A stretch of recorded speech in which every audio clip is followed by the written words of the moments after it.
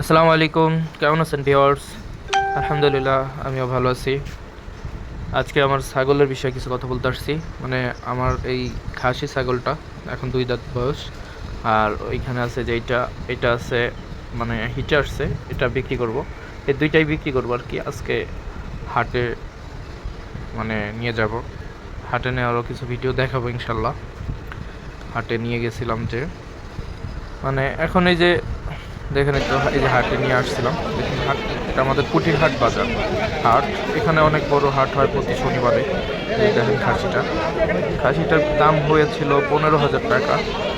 খাসিটা আমি বিক্রি করিনি।